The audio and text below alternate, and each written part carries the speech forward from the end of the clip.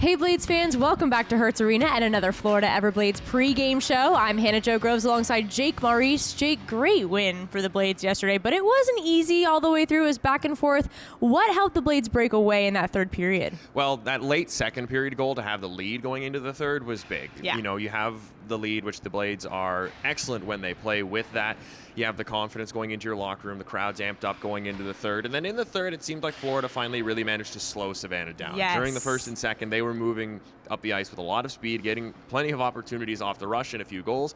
Really didn't happen at all in the third, and then you get a couple timely goals 18 seconds apart. That was awesome. That basically kind of sealed it away. From there, Florida was good. Morale was high at that point. Oh, yeah, for sure. Through the whole stadium. The fans were loving it. It was great. So Hudson Elenick, we talked about him in yesterday's pregame show having two goals against Orlando. Also had 2 goals last night in the second period. What have you liked about him? He's not even been on our team for 2 whole weeks yet. No, I mean, you can't teach 6'5", and he uses his frame well, and then he also moves his legs well, and he's got good hands. It's basically the perfect kind of combination. It's what he's the player coaches dream of, a big guy who stick handles well, moves well, and has a good shot. It's such a rarity at any level, so to find a guy like that who's going to be probably a big part of our team all the way to the end, it's so huge. And, well, not just him. Yes, It's big for the lineup as well. And it seems like he has good chemistry with them already. Yeah, pretty quickly he developed good chemistry with guys like Duke, Lansdale, and he seems to be a guy who knows where to put himself in the attacking zone to set up for the best chance. Awesome. Yeah, and a lot of guys are doing really well. 4 guys, I think, had a multi-point game last night, really spreading it out. How have you seen the strength of chemistry and execution grow, especially from the beginning of the season, shall we say? Yeah, I mean, well, it's to be expected, right? Now we've played 18 games together. The guys just know each other a lot better. We're officially a quarter of the way through the season, which is kind of crazy to think about. But now the guys know each other. They're more comfortable with each other in the room. They're more comfortable with each other just on the ice in general, on the bench. They know each other's cadences and tendencies out there, which just makes everything run more smoothly. Yeah, and they're spreading it out. It's not just one guy getting all the points. No, it's not just one guy, not just one line. Love it's contributions up and down the lineup, blue line and forwards. We love to see it. You talked about Savannah's speed. That was something that we definitely saw on display.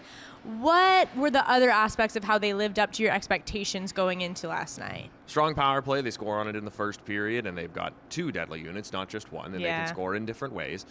That top line they have of Vitelli, Brodzinski, and Zabanet, boy, they can move in a hurry. They've got a lot of talent on their group, and Zabanet was certainly, for my mind, the most noticeable forward on Savannah's side yesterday.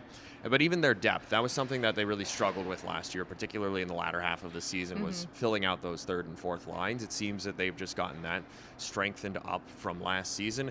This is a team that's going to, unlike last year, be there at the end of the year in the playoff conversation. They're trying to make the postseason for the first time in their franchise's history. And in order to do that, they know at some point, regular season or the playoffs, they're going to have to beat this Everblades team. So they want to try and do it sooner rather than later. And they showed up well tonight, certainly through the first 2 periods. Definitely. Well, for tonight's game, we want another win.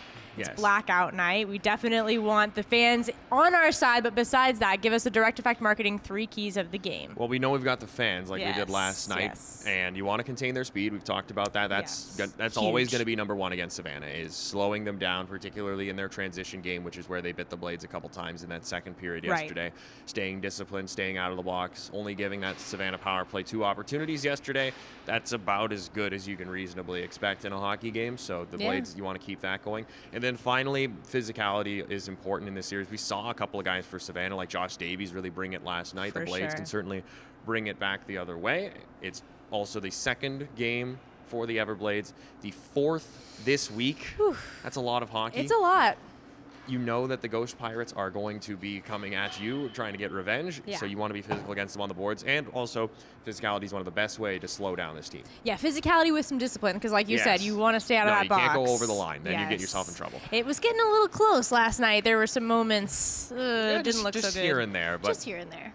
Just can't let yourself get into it, No, I guess. not too much. It happens. It's ECHL hockey. Like the rivalries where you're playing teams multiple times in a row. Right. That's just going to happen at some points, but... That's part of the fun, too. Yes, that's very much part of the fun. It gets the fans to their feet as well. Okay, Blades fans, so if you like this jersey that I'm wearing or any of the jerseys that you see the Everblades wearing, go on that Dash auction app. You can get a game worn or a game issued jersey. You can also get a nameplate that was in the locker room, and it all benefits the Passion Foundation. That's a melanoma initiative. It builds structures over playgrounds to protect the kids from the sun. It's a great cause, and these jerseys are really sick looking, so make sure that you get your bid in on that Dash auction app. Groups 1 and 2 are done at 9 and 10 tonight. It's not a lot of time, so make sure you get in there. Group 3 is done at 6 p.m. on Sunday.